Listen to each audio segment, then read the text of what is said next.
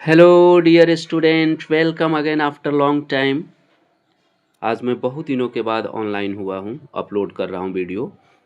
I am really sorry, extremely sorry, heartly sorry. Now our video will be uploaded now. अब हम लोग का video जो है अपलोड होगा रेगुलर बेसिस पर। और आज हम लोग पढ़ने जा रहे हैं चंपारण सत्याग्रह। चंपारण सत्याग्रह से पहले हम लोग ये जान जाएं कि गांधी जी के द्वारा सबसे पहले सत्याग्रह कहाँ किया गया था। तो गांधी जी के द्वारा सबसे पहले सत्याग्रह जो है 1906 में साउथ अफ्रीका में किया गया था। 1906 में साउथ अफ्रीका में किया गया था। लेकिन जो हम आज सत्याग्रह की बात करने जा रहे हैं वो स्पेशली रूप से भारत के अंदर सत्याग्रह हुआ था। और ये भारत में जो सत्याग्रह हुआ वो चंपारण सत्याग्रह के नाम से पहला जाना जाता है। तो हम परिचय की बात करें अगर, तो 1917 का गांधी जी का भारत में पहला सत्याग्रह आंदोलन था। कब? 1917 में गांधी जी का ये पहला सत्याग्रह आंदोलन था। और ये कब आए थे? साउथ अफ्रीका से 1915 में वापस आए थे और 17 में यहाँ पर आंदोलन स्टार्ट किया गया था। यह बिहार के चंपारण जिले में नील की खेती करने वाले किसानों के शोषण के खिलाफ आंदोलन था। मैं क्या बोल रहा हूँ कि जो चंपारण सत्याग्रह गांधी जी के द्वारा किया गया, यह बिहार के चंपारण जिले में नील की खेती करने वाले किसानों के शोषण के खिलाफ आंदोलन था। ठीक है। अगर हम इसकी पृष्ठभूमि की बात करें, बैकग्राउंड की बात करें चंपारण सत्याग्रह का, तो चंपारण सत्याग्रह जो है, चंपारण में 18वीं सदी से नील की खेती प्रचलित थी। किसानों पर तीन प्रथा लागू थी। हर किसान को अपनी जमीन का 20 कट्ठा जमीन में से 3 कट्ठा जमीन पर नील की खेती लगाना पड़ता था या करना पड़ता था। यानी क्लियर था ब्रिटिश हुकूमत में कि अगर आपके पास 20 कट्ठा ज़मीन है तो 3 कट्ठा ज़मीन पर आपको नील की खेती करनी है। उसी पद्धति को, उसी सिस्टम को तीन कठिया प्रथा कहा जाता है। अंग्रेज बागान मालिक किसानों से जबरन नील की खेती करवाते थे और अधिक कर वसूलते थे। यूरोपीय सिंथेटिक नील आने के बाद, यूरोप से सिंथेटिक नील आने के बाद अंग्रेजों ने किसान से मुआवजा लेकर समझौते रद्द करना शुरू कर दिए थे। जिसमें क्या हुआ, समझौते रद्द करने लगे। उसके बाद क्या हुआ कि गांधी जी का आगमन हुआ। कहाँ पर हुआ?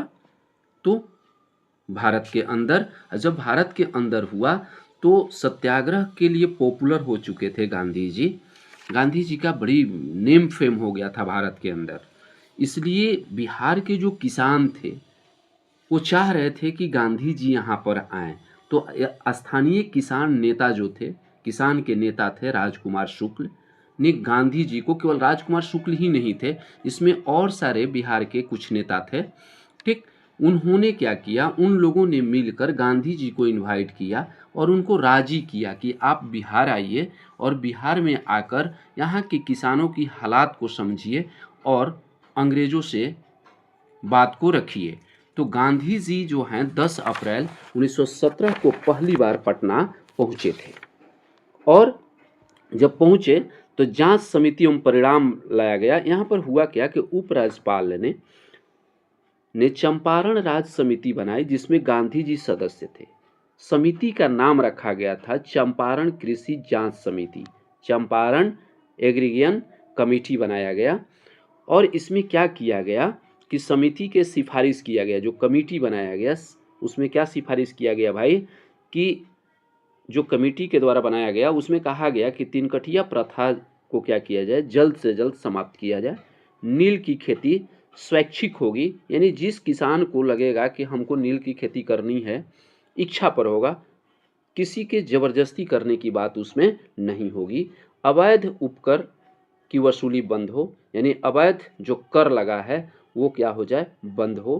किसानों को दिए गए तवानों का एक हिस्सा मिले, यानी किसानों को भी हक मिले। ये बात क्या किया गया, चंपारण कृषि जांच समिति में निर्णय लिया गया। उसके बाद क्या हुआ कि परिणाम क्या हुआ, ये बात सरकार के पास रखी गई। सरकार ने लगभग सभी सिफारिशें मान ली और 1918 में चंपारण कृषि अधिनियम पारित हुआ। क्या हुआ? जो चंपारण सत्याग्रह हुआ, चंपारण सत्याग्रह जब हुआ और सब प्रपोजल रखा गया कि तीन कठिया सिस्टम को बंद कीजिए, जबरन नील की खेती जो हो रहा है उसको बंद कीजिए, मुआवजा को लेकर समझौता क्या किए गए, रद्द किए गए।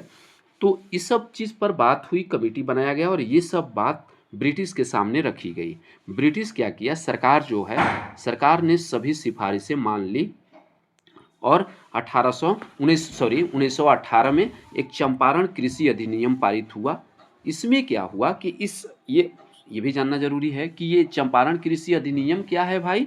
तो कह रहा है चंपारण कृषि अधिनियम 1918 में पास हुआ। तो इसका मुख्य प्रावधान क्या था कि तीन कठिया प्रथा का अंत हो, लगान में कमी हो, अवैध वसूली पर रोक हो, स्वैच्छिक खेती बंद हो और रिफंड वापसी हो। यानी कहने का मतलब ये है कि इस कृषि अधिनियम के तहत तिनकठिया प्रथा बंद कर दिया गया, ठीक है, लगान में कमी कर दी गई, ठीक है, लगभग 25% की कमी की गई, वसूली जो अवैध रूप से वसूली होता था, वसूली पर रोक लग गया। भविष्य में किसानों से किसी भी प्रकार के अवैध उपकर या जबरदस्ती धन वसूलने पर पाबंद लगा दी गई। स्वैच्छिक खेती यानी अब किसान अपनी इच्छा के अनुसार फसल चुनने के लिए स्वतंत्र थे, उन पर नील उगाने की कोई दबाव नहीं रहा।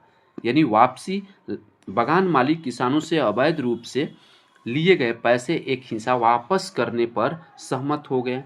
तो यही था 18 में जो चंपारण कृषि अधिनियम पारित हुआ, ये सब मुख्य रूप से उसमें विशेष ध्यान दिया गया, ठीक है। अब इसके बाद अगर हम इसका महत्व की बात करें तो यह गांधी जी का भारत का पहला सफल सविनय अवज्ञा आंदोलन था। इस अधिनियम ने ब्रिटिश बागान मालिकों को एकाधिकार और उनके डर को खत्म कर दिया। इसके अगले दशक के भीतर ही चंपारण से नील के बागान मालिक पूरी तरह से चले गए। ये इसका महत्व रहा। माय डियर स्टूडेंट, एक क्वेश्चन है इस सेशन के बाद में आप लोगों को कमेंट के रूप में आप बताएंगे कि केसरे हिंद की उपाधि जो गांधी जी को मिला था वो कब मिला था। ये कमेंट में ज़रूर बताएं हमें। और thank you for watching me. Thank you.